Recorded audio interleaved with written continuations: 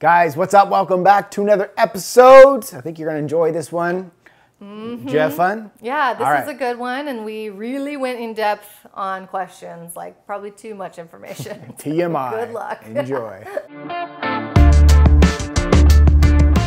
Guys, what's up? Welcome back to another episode. Whoa. Hashtag Ask LiveLeanTV. Thank you guys for tuning in to another episode. Hopefully this one runs a little more smoothly than last week's. We had some technical difficulties with the files deleting and such. No, just the files just didn't work. So it was one of the weirdest things. It's never happened to me in all my years of filming what this happened. So we did do 8 of those 20 questions last week, but you didn't get to see them. So we're going to redo 8 of those. We're going to add 2 more new ones in there. It's going to go back to our old format of 10 questions. It's going to feel like deja vu to us, but it will be all new to you. Yeah, hopefully we'll keep the energy up with the 8 questions. So if you're new to the show, welcome. And this is the show where we take your questions when you post them on social media using what? Hashtag Ask LiveLeanTV. So you post them on Twitter, on Snapchat, on Instagram, or on Facebook using that hashtag AskLiveLeanTV, and we'll answer them on the show. So let's get to it. You ready? First question on Instagram from Angelica Fit Girl Inspired says, are there any fitness expos events that you guys attend? The Arnold Classic, for example. For someone who is just starting their career in the fitness industry, what would you recommend that I do if I wanted to network, meet more experienced professionals in the industry? All right, awesome. So we definitely have been to some events. We don't make it a point to go to every event every year. I would say we just kind of like pick and choose depending on like what we're invited to or, you know, where we're located at the moment. We've been to the LA Fit Expo. We've been to the Toronto Fit Pro Show, right? Honestly, that scene, but yeah, I'll be honest, it's not really our vibes, if you get what I'm saying. There's too much fake tanner, too much, it's just not our scene. I'm not knocking on anybody, but it's just, I don't know, there's something about, like, we've been to them, we don't been consider there, ourselves bodybuilders. We've done it, and those shows are really catered for like bodybuilders, really, with the type of supplements and the type of, I don't know, stuff that they are promoting. It's just not really our thing. Our thing, as you guys probably know, is like health, wellness, and yes, fitness, but not like extreme fitness, if that makes sense. Yeah, so what we actually prefer to do is do meetups.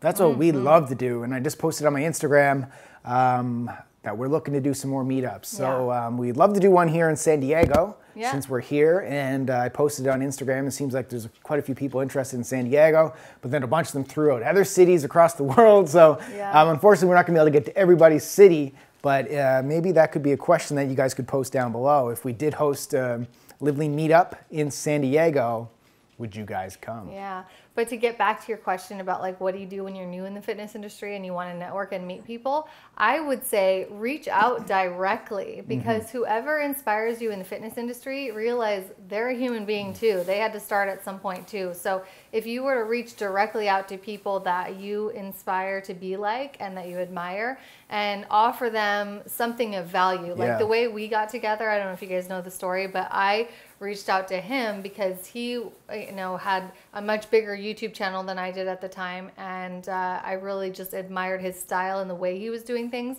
And like when I listened to him talk, I was just like, yes, everything you're saying I agree with. Our philosophies are super in line. I think we would do great together on a video. So all I proposed is let's do one video together. We did it in Santa Monica, and the rest is history. And here we are now, married with a kid and everything. I'm not saying that's going to happen when you reach out to that person, but whoever inspires you, reach out, see how you can offer value to their business, and go from there. Yeah, I think like in the world today that we live, like everybody is so accessible through social media. Absolutely. Like on Instagram, the DM, like it's going down on the DM. You slide up into someone's DM. You can find people's email addresses on their websites usually. But the DM on Instagram is where all the money's at. But just like Jessica said, is what you got to do is you got to provide value. Like why would this person take time out of their day? Yeah, don't just say, help me, I need help. Yeah, you say, provide, what can I do for you? Yeah, and then like after 3 to 4 interactions, then you slip in something like, can we meet up or can we do this or do that? You know, you kind of go for your ask a little bit. So that would be my recommendation. Yeah. You'll figure it out along the way. Okay, Anna Banana Clug says, I just bought a new body analyzer and I'm kind of confused about the body fat result I got. Since the last time I checked, September of 2016, I've lost 10 pounds but gained about 3% body fat. I've been working out, lifting and HIIT consistently, with December being a write-off. I feel stronger and my clothes feel looser, but why might my body fat percentage have gone up? Personal deets are 157 pounds, 5'10", 29%. My goal is 20%. All right, so I guess my answer to that would be, did you use the exact same body fat analyzer to do the first analysis versus the one that you just did? Well, it sounds like it because she just bought this. Well, so then it wouldn't then.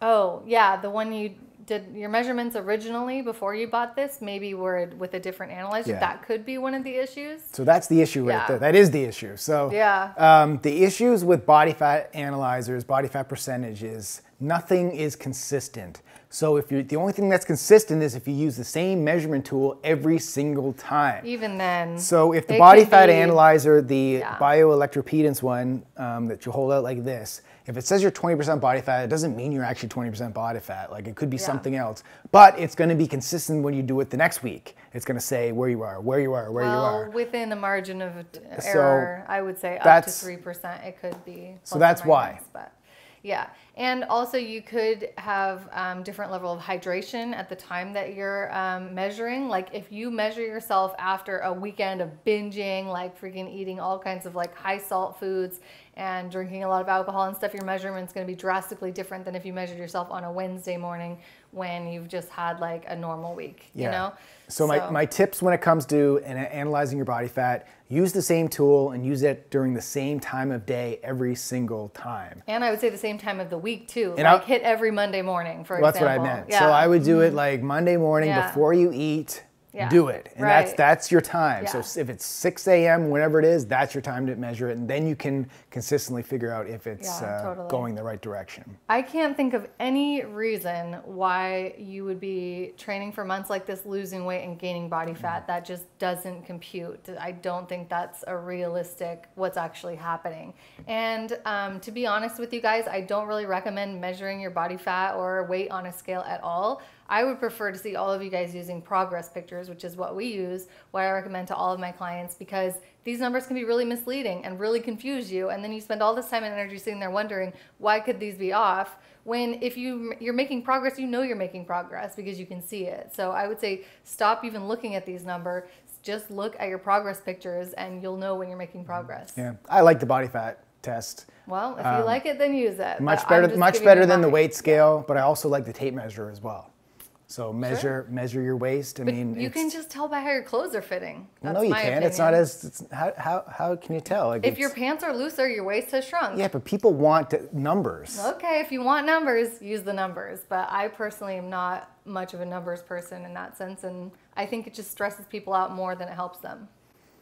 Okay, next question on Snapchat from Sarah Smile 1984 says, is it necessary to train 1 or 2 muscle groups in one workout? Is there benefits in doing just legs and glutes in one workout, or can I train various muscle groups at a time? What's with the leg days, bro? Okay. So, yeah, I bet you're like confused because you always see us talking about like leg day, upper body day, all this stuff, but this is one way of training. It's not the only way to train. It is very common because for people who are after a goal of hypertrophy, it's a great way of training, because when you just train your legs only on one day, your upper body on a different day, then you can work out more often without being as sore for your next workout. So I think it's a way of getting more workouts into 1 week versus if you were to do full body every time, you'd have to take more days off. Yeah. Does that make sense? Yeah, so if you're training, like you said, for hypertrophy, you could break it down even 1 muscle group a day, but it means you have to train more throughout the week. So if you're only training 3 days a week, like that's all you say you have time to do, the split won't work. So it's more full body training would be for you. So it really depends on how much time you can spend in the gym, what your goal is, and then you can design a program around that based on what your goal is. Yeah, but yeah, I agree. If you're not going to the gym at least 3 times per week, don't do a muscle group split. If you're going 6 days a week, then do one. Then you could do it, yeah. But also depends on your goals. Make sure that it fits with what you're trying to accomplish.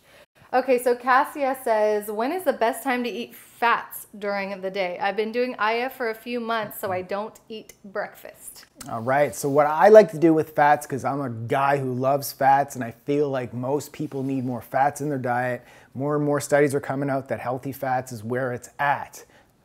Poet, and I didn't know.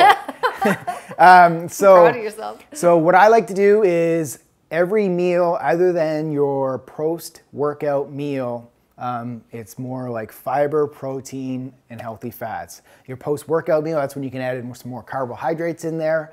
And that's definitely protein and carbs after protein your and workout, carbs, you know, to help replenish, but recover. every other meal is balance. Yeah. Fats, proteins, and carbs at every meal of the day, except for that one.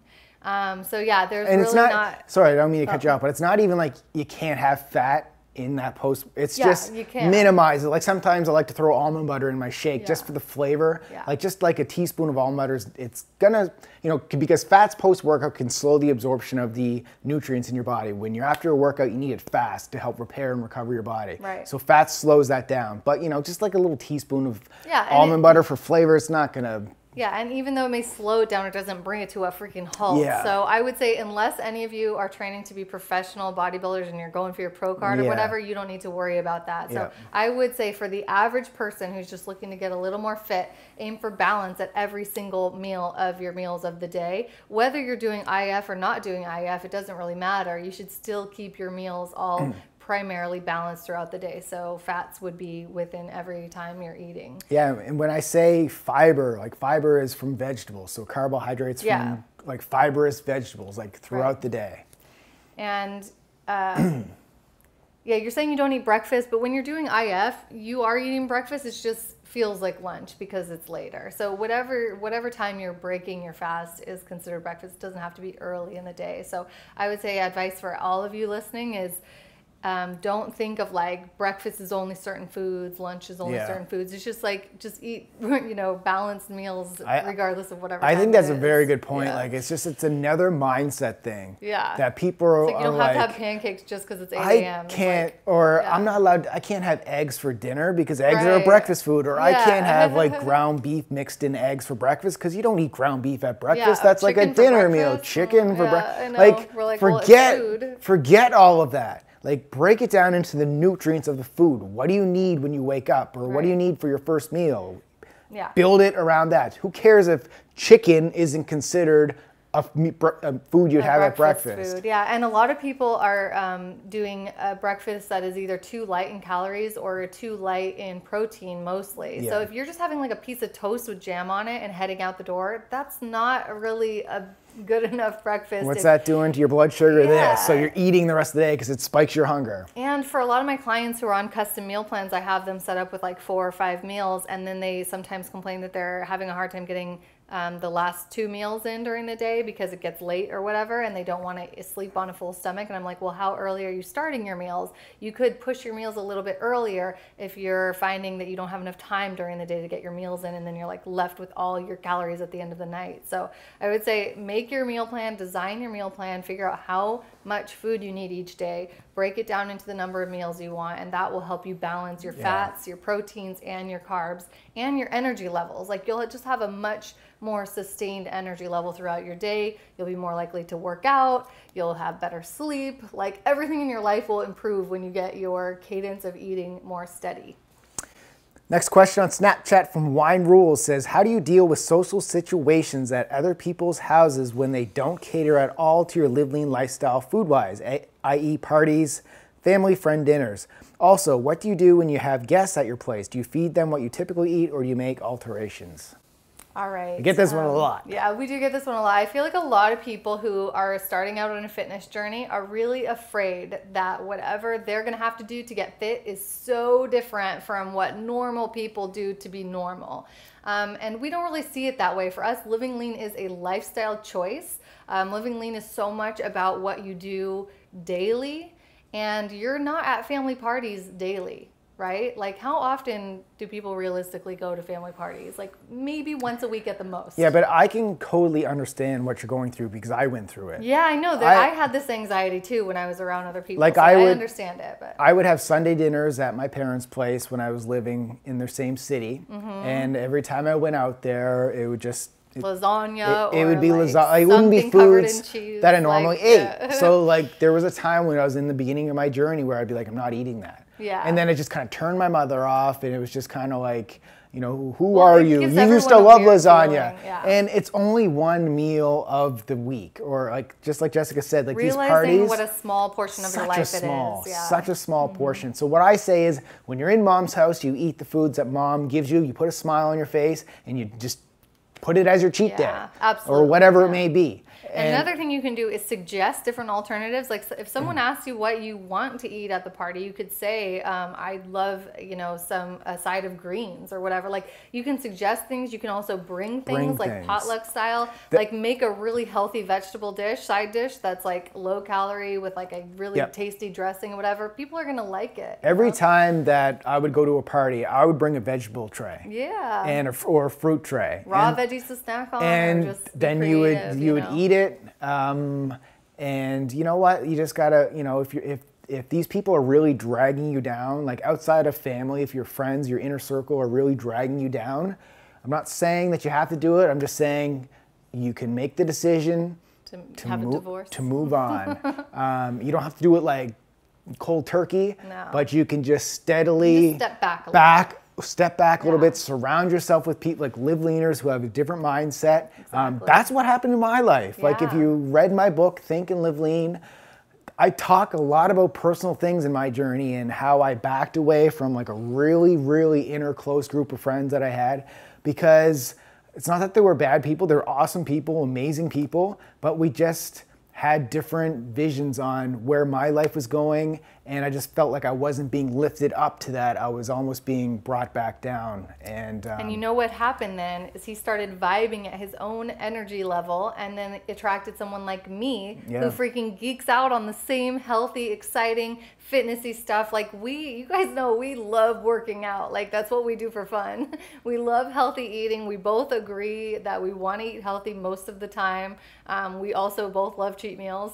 But, you know, when you are vibing at the same energy level with the people that are around you, then life is so much easier. You don't have to constantly be swimming uphill and battling everybody for your food choices and your exercise choices. So I'd say, you know, do your thing.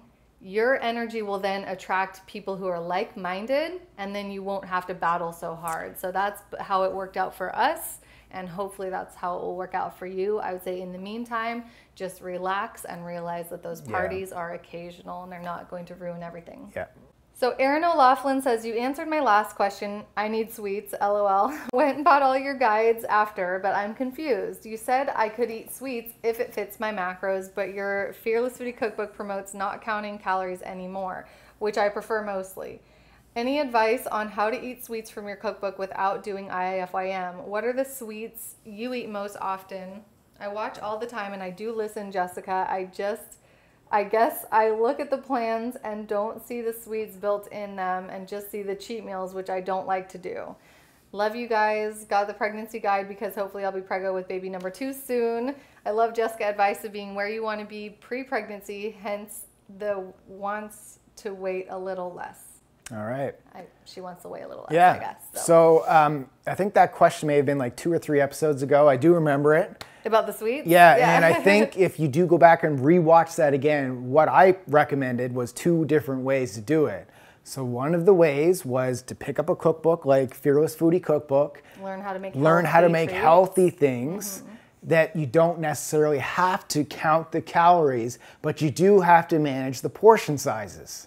So we always talk about, you know, eating healthy is one thing, but you can still overdo it by eating healthy because it's a calories in, calories out thing. It's harder to do because you fill yourself up a lot quicker when you're eating healthy. Healthier foods are generally lower in calories than junk foods are. So you still have to manage that portion size. So if you don't want to count calories, make 1 or 2 of these brownies or whatever it is, enjoy it, well, move the on. batch, it probably makes something like 12 to, I don't remember exactly from this book, but 12 to 16 is usually what you're going to get out of a batch of brownies. So you don't eat the whole pan of it. Yeah, so you don't have to count the calories of each brownie, but just have have one serving. Yeah, and then the other option that I talked about in that video was if you want to go a little more dirty, you don't want to spend the time in the kitchen cooking, you want your M&Ms, that's when you need to look at the nutrition label and be like, how many calories, carbs, fats, proteins am I getting, and work it in. So like more of the IIFYM approach. So those are the two approaches. If this sounds like you want to go more of this approach with Jessica's cookbook, just pay attention to the portion sizes, then you don't have to overanalyze the macros of it. Yeah, absolutely. And I get the idea that you don't want to count calories. I totally understand how tedious. Yeah, I don't want to count calories either. I can tell you right now, I don't count calories. Brad and I are both successful with our nutrition without counting our calories daily. We don't use software like that. But yeah, no, wait, I'm not done yet. Planning your nutrition is a whole different level, a whole different even ballpark than counting your calories is. When you plan your nutrition, you figure out how many calories you need for the day, and then you figure out what foods are going to give you that. So it's sort of like counting calories in a way, sort of, but you're not counting them like as they come in.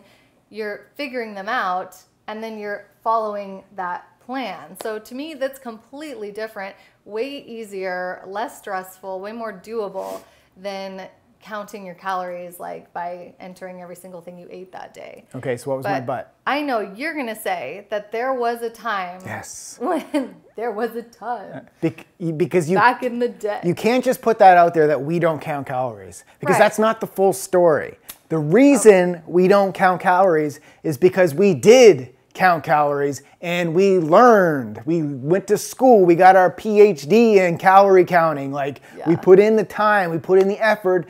Then we don't have to do it anymore because you have an education, you have an eye for it. So that's why we always tell you guys, put in the time in the beginning, which we both did. Then you don't have to count calories again, because you can look at a plate and you can break it down roughly and you can pretty much be close to what your body actually needs. So we always have to kind of preface that. That's true. We're at a level now where we would know if we overate that day or if we were overeating in general. We would already know that without having to figure it out. We could just sense it, you know. But for a lot of you who have weight to lose or you've gained a lot of weight in the past, that's evidence that you didn't know that you were overeating. You know, so you need to train yourself what is proper eating and what is overeating so that you know the difference. And that's what calories and figuring out meal plans really helps you do. You need to actually educate yourself on what is the proper amount of food for your body. And it sounds like, you know, if you're just saying, I don't want to do that, it's too complicated for me. It's like, I feel like you're not seeing the benefit that you're going to get from it. This nutritional education, although it may be challenging for you, it will be so freaking worth it. So instead of just sitting there saying, I don't want to do that because it's too hard, you know, well, okay. I mean, you don't want to get to the next level. Like, no, I always say if you don't want to do that, then you would rather stay where you are than to put in the work to get to where you are. So that's fine. Which is more uncomfortable that's to you, fine. Yeah. So, but just don't go off there saying and be all ambitious like, I want to get this body, if you're not willing to put in the work to get there. Your mouth has to back up your actions, absolutely. Yeah. So, and don't stay in that zone of fear, because I feel like you're making it in your head that calorie counting is so difficult and so awful to do when it's really not that bad. You know, give it a try. You could even have someone do it for you, hire a coach. And I want to throw one more but in there is if we were training for a specific goal, like if we had a big photo shoot coming up, like to be on the cover of something or whatever it may be, we would dial it in and we would start counting calories again to get it that much more in. So if I needed to lose 10 pounds in a month, you bet I would be put on 10 pounds. Spreadsheet out. Put on 10 pounds in a month. I would get on my spreadsheet. I would be able to tell you exactly what my portion sizes are for each meal. So we still would use it if we had to. Okay, next question on Facebook from Terry Cunningham says, do you use kettlebells in any of your workouts? If so, what are they good for? Yes, kettlebells are an excellent tool to mix in with your training. I don't think that a lot of our workouts use them just primarily because of the accessibility to most people. Like a lot of gyms actually have them locked up or put in a separate room. I mean, it's kind of silly, but they like put a chain through it with a lock on it, so people can't touch the kettle. Only trainers can use them. Because they're going to hurt themselves. Yeah, because they're dangerous. The dumbbells really, and barbells won't hurt them. I know, right? There's plenty of things you could hurt yourself on at the gym. Kettlebells aren't the only thing that could hurt you. Yeah. So I love kettlebells, and but Just like you said, in our programs, we don't have a lot because of that. We try to make it accessible to everyone. On our other YouTube channel, our daily exercise channel, I have kettlebell exercise demos in there that you guys can do. Also, I just put up a new video on beginner deadlift progressions for you guys who are scared to deadlift because deadlifts hurt your back. No, deadlifts done wrong hurts your back. So one of the easiest or one of the beginner progressions of the deadlift is a kettlebell deadlift. So I show you guys how to do that. So we do love kettlebells. But I love them. There's just not a lot in our programs because of the accessibility for you guys. There's so much you can do with them, though. Definitely a great tool. Okay, so Daphne Wing says, hi, Brett and Jess. First of all, thank you for your great work. You guys are really inspiring. Awesome. So from your vlogs, I know you use whey protein from pasture-raised cows. I finally found one in my country, but the food label, I can tell that the amount of saturated fats are higher, 6.2 per 100 grams, than other whey protein from non-grass-fed cows. For example, my protein, which is 0.5 per 100. In this case, what do you consider the better option? Is that even a significant difference? And greetings from Switzerland. All right, so saturated fats, I'm just gonna put it right up there. The myth that saturated fats cause cholesterol, cause heart disease, it's been dispelled time and time again. From the year 2017, we're all past that. Yeah, like saturated fats from, you know, healthy one ingredient, like it's like egg yolks and stuff, like it's just been disproven over and over again. So I don't want to spend a lot of time on that. Coconut oil, super high in saturated fats. We eat a ton of that. We eat a lot of eggs. Yeah, like we eat a lot of saturated fats. So you said 6.2 per 100 grams, which is low because you're not going to take 100 grams. And like you just said, coconut oil has like, I think 12 grams of saturated fat or something in one serving. So that's not a big deal at all. So to sum it up, so it was just that question, was it? Yeah, which is the better option of these two? I would say go with the grass-fed whey, because even though just saturated fat is not one of the markers we would look for on whether a product is good or not. Like, you know, the whey is coming from a grass-fed cow that's better than from a not grass-fed cow. So I would say that is going to be your healthier option, and don't be concerned about the saturated fat. Yeah, but you do have to look at, you know, is there artificial sweeteners in it? You know, there's a few different criteria there, but grass-fed, if it's a grass-fed protein powder, typically the company probably is in the health industry as opposed to the muscle building, like the, you know, like the crazy supplement muscle building industry. So from a health perspective, it's probably a better option for you. Yeah, I know a lot of people are still really worried about things like cholesterol and saturated fat. I mean, we're telling you guys our experience, and you've seen with us personally, and I'm sure you've seen with a lot of our clients and our success stories and transformations of people who follow our advice. We have perfectly great health, energy, like from all sides of all angles. We are very healthy and well, and we consume a lot of saturated fat and cholesterol. So I know that it takes decades and years to determine whether something is good or bad for the human race, but we are doing the best we can to give you guys up-to-date current information on what foods are working best for us in terms of health, body composition, and all of that stuff. So I'm hoping that all of this stuff that you read and get scared about and that doctors scare you on and stuff, I hope you're taking it with a grain of salt and really using your real life experience to determine which foods are healthy for you and which aren't. Yeah. Trans fats, no, bad, stay away. Saturated fats, you're fine. As long as they're natural sources, Next question on Twitter from Dreambake says, did my first lesson of aerial hoops today. What exercises should I do to strengthen my arms for the hoops? Awesome. Okay, so aerial hoops, you would want to do a lot of pulling exercises like pull-ups and pull-downs. I mean, if you're not at the level yet where you're doing pull-ups, I would say definitely do a lot of pull-downs. You could do pullovers with dumbbells. You can search our exercise database. The YouTube LiveLeanTV Daily Exercises has a segment for, does it have a pull exercises? It has a back playlist? Exercises. Back exercises for is dumbbells, what you really barbells, want to focus on. cables. Yeah, so a lot of cable exercises are going to be great because that kind of simulates that. You can put the separate handles on, so you're working both sides independently, and do things like rows and pull downs. I think those are going to be the #1 really exercises, rows and pull downs. To give you the short answer, and then just keep doing that movement. Yeah, actually do the hoops, because whatever you want to get good at, that's the principle of specificity, is that you need to do what you're trying to get good at. So there are other exercises in the gym that will help you get stronger for that sport, but in order to be great at that sport, you actually have to do that sport and do it often. All right, our last question is from Regine F.A. Hi guys, thanks for answering my question last time. I have another question. Being Filipino, white rice is a staple food for me, and after being diagnosed with diabetes, I try a low-carb diet, even tried sweet potatoes, but I've been struggling. I really miss rice, and sometimes I slip up and end up eating other bad carbs, which my doctor does not like. Do you have hacks or something for me to do to replace rice, or is brown rice better? I appreciate your answer and love your 1-minute motivation. I listen to it before I start my day. All right. That's great. Thank you for your question. Really good question. I think I'm really glad we're talking about this, because if there are foods that you're really missing, then that's just a clue that you haven't figured out the right diet for you, because your diet should be such a way that you are happy, you know, that you don't feel like you're deprived or you're restricting yourself, because we both feel happy. Yeah, we're not on a diet. Yeah, but she's in a different, diabetic, is it? Yeah. Well, so there's a difference there. I'm not saying eat all the rice. That's not what I'm saying here. Eat all the rice. No, I'm just saying that you need to figure out alternatives that satisfy you, because right now you're trying. Well, that's what she's asked the question for. You. Yeah, but that's why I'm glad we're talking about this. Okay. All right. So I think you asked the question, so I get to answer. That's usually the way the show works. Right, but you just jumped in there and took off. Well, I just want everyone out there to know that if you're feeling this way, that it's off. That you can be happy and live lean and enjoy what you're eating and not feel deprived. Okay, so let's tell them how. Okay. That was my heart symbol for. So you want alternatives for rice. Cauliflower rice is a great option for you to do.